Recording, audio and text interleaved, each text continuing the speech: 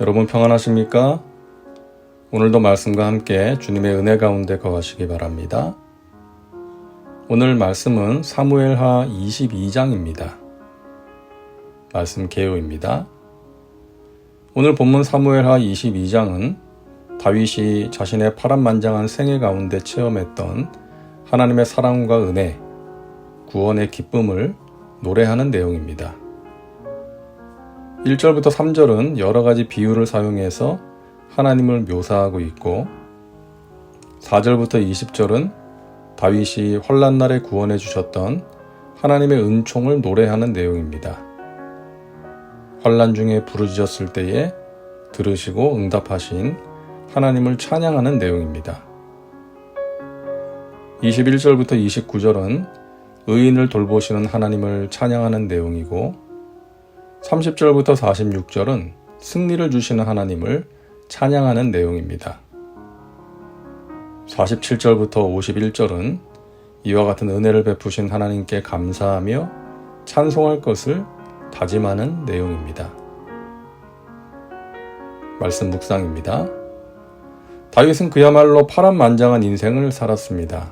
거인 장수 골리앗을 이겨서 민족의 영웅이 되었지만 사울 왕의 미움과 시기로 인해 죽음의 위협을 느끼면서 오랜 시간 도망자의 삶을 살아야 했습니다.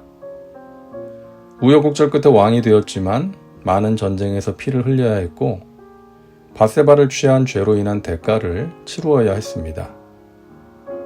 아들이 반역을 일으켜 눈물로 피난을 가야만 했고 그 아들이 죽어서 큰 슬픔을 겪기도 했죠.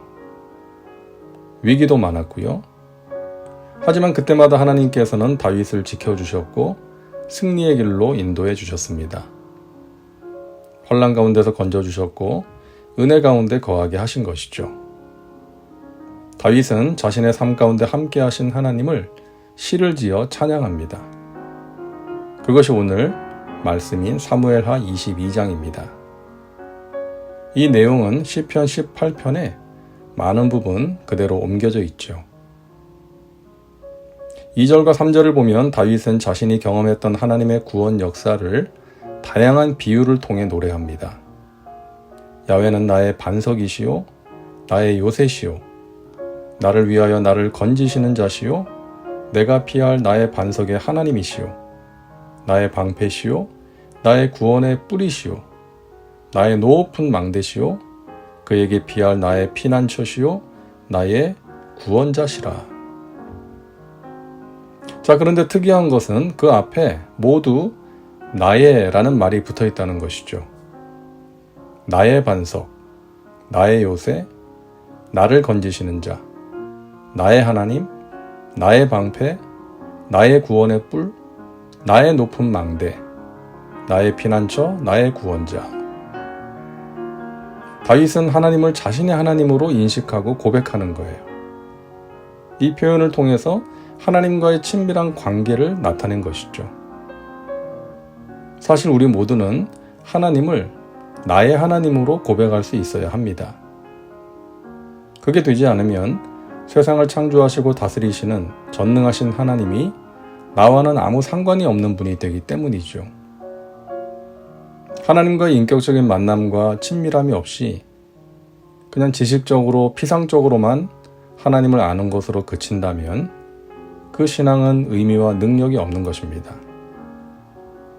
다윗은 하나님께서 자신과 함께 하시고 환난 가운데 건져주시고 자신의 기도에 응답하신 것을 경험했기에 하나님을 나의 하나님으로 믿고 고백하게 된 것입니다. 우리도 마찬가지 아닙니까? 지금까지 살면서 하나님의 은혜를 많이 체험했죠. 지금도 살아계셔서 나와 함께 하시고 나의 작은 신음에도 응답하시는 하나님, 나를 환난 가운데서 지켜주시고 이겨낼 수 있도록 도와주시는 하나님을 체험했기에 우리는 하나님을 나의 하나님으로 고백할 수가 있는 것입니다.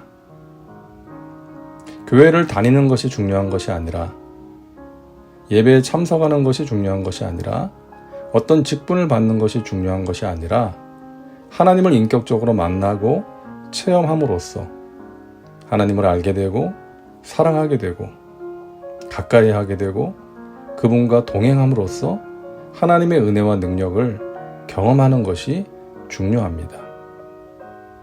그럴 때 우리도 다윗처럼 하나님은 나의 반석, 나의 요새, 나를 건지시는 자, 나의 피난처요 구원자라고 고백할 수가 있는 것입니다. 다윗은 진심으로 하나님께 감사의 찬양을 드립니다. 첫째로 기도에 응답해 주신 것을 감사합니다. 7절입니다. 내가 환난 중에서 야훼께 아뢰며 나의 하나님께 아뢰었더니 그가 그의 성전에서 내 소리를 들으시며 나의 부르짖음이 그의 귀에 들렸도다. 자신이 겪었던 환난을 사망의 물결, 불의의 창수, 스올의 줄, 사망의 올무라고 비유하면서 그런 환난 중에서 기도했을 때 응답해 주신 하나님께 감사하는 것입니다. 둘째로 지금까지 인도해 주신 것을 감사합니다.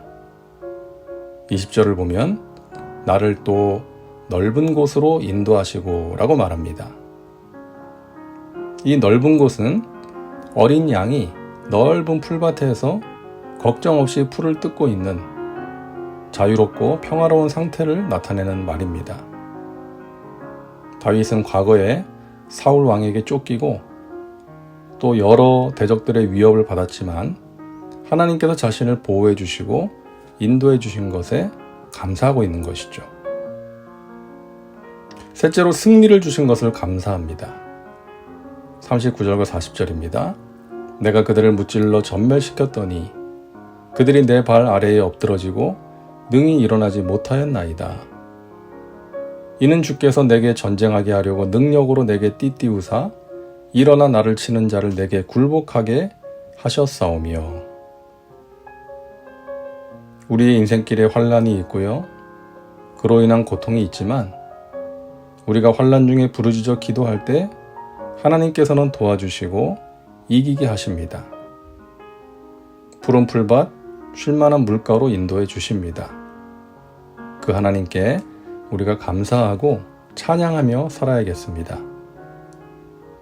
행복해서 감사하는 것이 아니라 감사할 때 행복한 것임을 기억하면서 범사에 감사하는 우리 사랑하는 믿음의 식구들 되시기를 간절히 바랍니다. 말씀 적용입니다. 오늘 말씀을 통해 당신에게 주시는 메시지는 무엇입니까? 당신 자신과 삶에 구체적으로 적용하시기 바랍니다. 이제 기도합니다. 사랑과 은혜가 풍성하신 하나님, 우리와 함께 하시고 환난 중에 건져주시며 우리가 부르짖어 기도할 때 응답하시는 하나님을 찬양합니다. 힘들고 지쳐 찬송을 잃어버린 하나님의 백성들이 있습니까? 하나님 만나주시고 새롭게 하여 주옵소서. 하나님을 나의 하나님으로 고백하며 하나님께서 베푸신 은혜를 기억하며 감사할 수 있게 하여 주옵소서. 예수님의 이름으로 기도하옵나이다. 아멘. 오늘도 말씀과 함께 은혜 가운데 거하시기 바랍니다. 여러분 사랑하고 축복합니다.